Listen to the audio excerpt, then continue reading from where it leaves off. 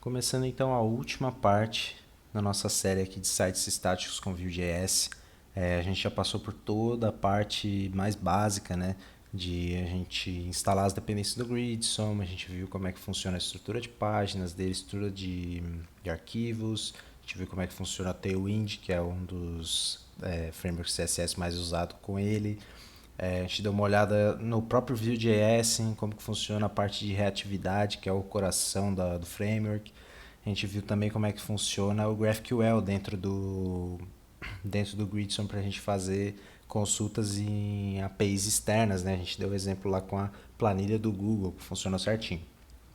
Agora, indo para a última parte, é a gente colocar esse site no ar, certo? Eu vou estar utilizando aqui o serviço da Vercel, tá? Mas a gente poderia utilizar o Netlify também, que é um dos mais utilizados também, um dos mais comuns e é um serviço muito bom também. Qual que é a vantagem da gente utilizar esses serviços? Primeira, que a gente consegue conectar com o GitHub. Depois a gente vai falar melhor sobre isso.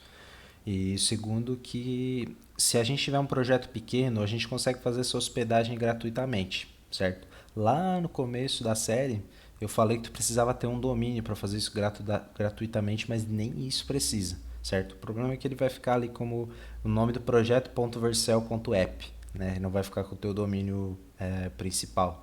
Então, a gente vai fazer toda essa conexão aqui, a gente vai subir o nosso site no GitHub, a gente vai conectar com a Vercel, a gente vai fazer a coisa funcionar aqui, certo? Então, qual que é o primeiro passo? A gente lá no nosso código, vamos voltar aqui no VS Code, e a gente fazer algumas configurações. A primeira é no título do site, certo? Então eu vou mudar aqui esse site name, que é o que vem de padrão, eu vou colocar template title, certo? E aqui eu vou colocar tutorial Gridsom YouTube. E o que isso acontece? Por que eu estou fazendo isso, né? Na verdade, voltando lá no navegador, o site ele estava assim, ó, Gridsom blank, o título. Mas ele estava, como eu não estava passando um título de página, ele estava colocando o nome do site duplicado. E eu não quero isso. Eu vou colocar, não vou nem colocar título de página, eu vou colocar só o nome do site como que eu quero ali, certo? E então é importante a gente se atentar a essas coisas, porque a gente vai colocar um site no ar, né? Então a gente precisa saber se o nosso site está redondinho com relação a isso. Esse lance do título e da gente também ter noção, um pouco de noção de SEO, né? Aí mais voltado para a gente colocar um site para produção. Aqui a gente está fazendo um teste, mas colocar um site em um cenário real, né? A gente precisa se atentar a essa questão do SEO. É importante que a gente tenha nossas meta tags em dia. É importante que as descrições, os títulos, esteja tudo redondinho. Na documentação do Gridsom tem bem certinho como é que faz isso. Tem até como subir script no head do site. É super fácil de fazer. Eu vou deixar essa parte para você dar uma fuçada lá na documentação. Que é bem tranquilo de entender e de configurar, certo? Aqui eu não vou estar focando muito nisso, mas para a gente poder focar logo na parte do deploy, tá? Então, vou deixar um pouco essa parte por conta de quem está assistindo. Antes da gente colocar um repositório remoto no ar, a gente tem que ter um repositório, fazer dessa pasta aqui um repositório, porque ela ainda não é. Eu fiz esse projeto todo para a gente deixar para falar do GitHub no final. Mas o ideal é que já inicialize o repositório desde o começo. Então, como eu estou usando o VS Code, aqui nessa aba eu tenho um recurso aqui que é para controle de versão. E ele tem um botão aqui, como a minha conta do GitHub já está conectada aqui com o meu VS Code, eu vou dar um Publish to GitHub. E eu vou criar um repositório privado chamado YouTube Test. E ele já vai inicializar isso aqui como um repositório local, já vai colocar esse commit aqui, esse primeiro commit, e já vai colocar tudo no ar.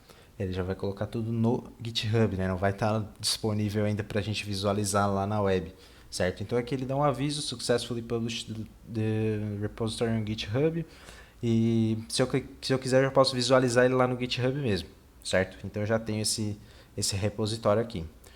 Show de bola, ele faz esse commit para nós, né? Então se a gente fizer qualquer alteração aqui, ele já vai dizer que tem uma alteração, que é para a gente fazer o commit, né? Então a gente não vai precisar fazer isso agora, mas outra coisa legal de ver, como a gente tem o git ignore, os arquivos que estão discriminados aqui no git ignore ficam com o nome cinza aqui no VS Code, ó. O .env fica com o nome cinza, pasta temporária, node módulos que também não vai, o cache. Então a gente não precisa disso. O próximo passo é a gente ir lá no site da Vercel, criar uma conta e conectar nossa conta do GitHub com essa conta da Vercel. É uma coisa super simples de fazer e te dá um auxílio em tudo. Tá? Eu vou conectar na minha conta aqui e para a gente criar um projeto novo. Eu fui na minha conta, cliquei em New Project, né, a minha conta que eu já uso no dia a dia da Vercel, que tem outros projetos rodando.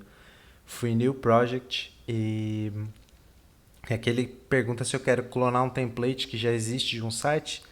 Posso fazer um site em Next.js, em Nuxt, Gatsby, tem um monte de templates aqui que ele dá, ou eu posso importar um repositório no meu GitHub.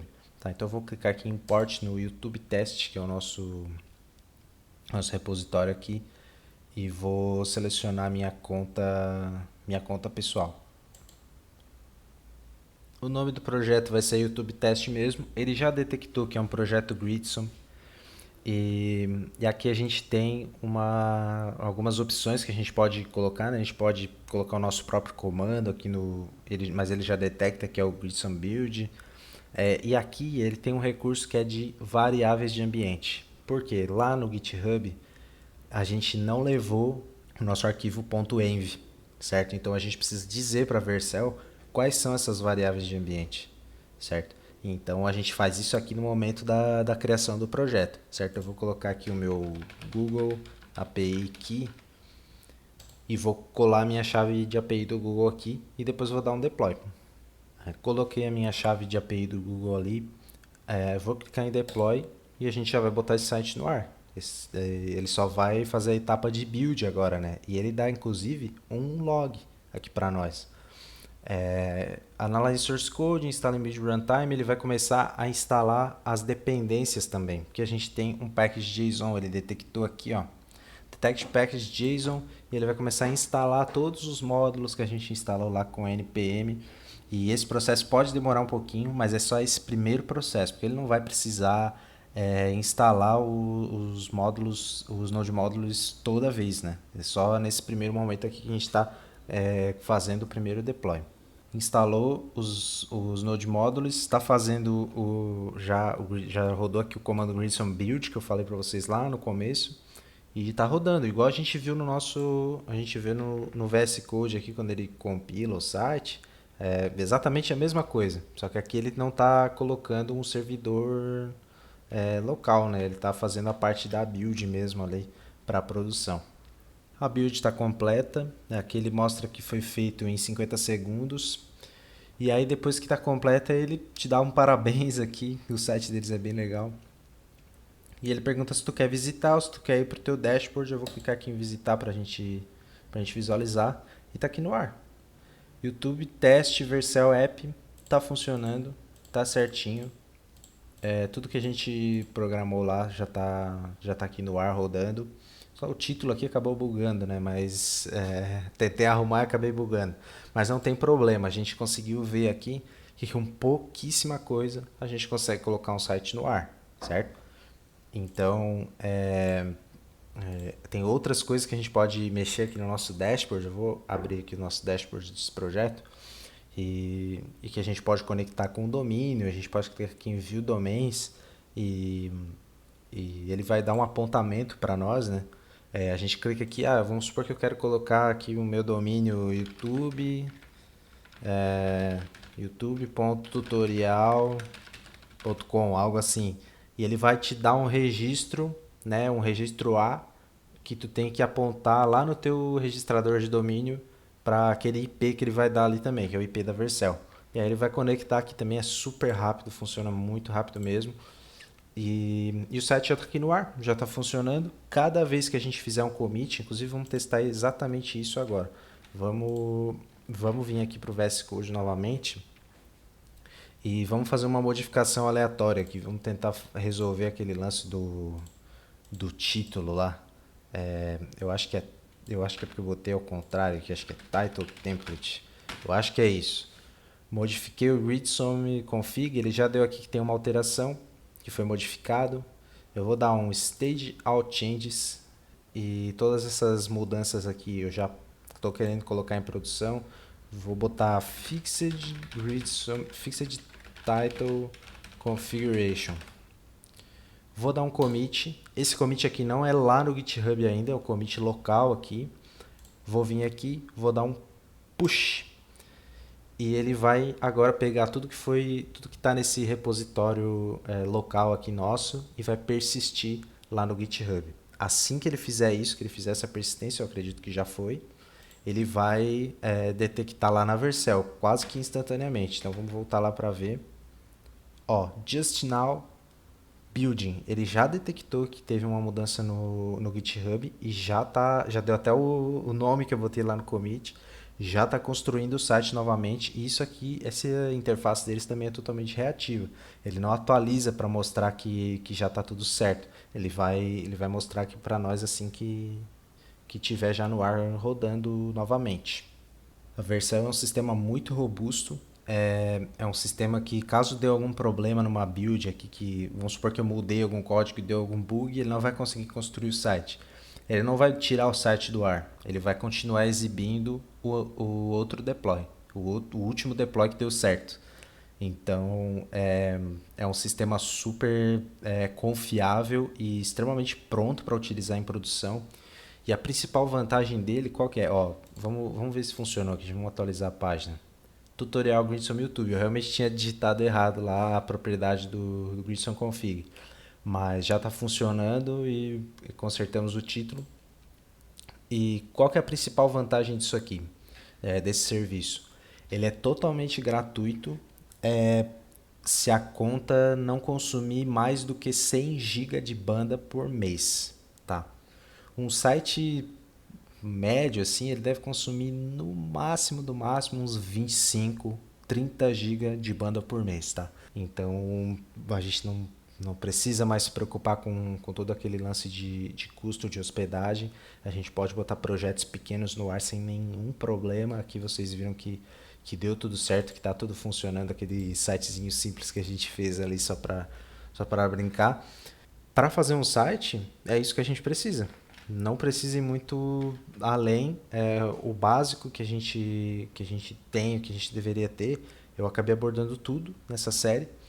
A partir daqui, são coisas bem mais específicas que a gente vai precisar para cada projeto, né? Uma integração específica, algum truque de CSS com Tailwind que é específico, coisas assim do gênero que a gente vai aprendendo e pegando no dia a dia. Mas o básico, essa série aqui está concluída, certo? Então, a partir de agora, meu objetivo aqui no canal, e também pode acompanhar um pouco mais por dentro lá pelo Instagram, que vai estar o link por aí para você acessar.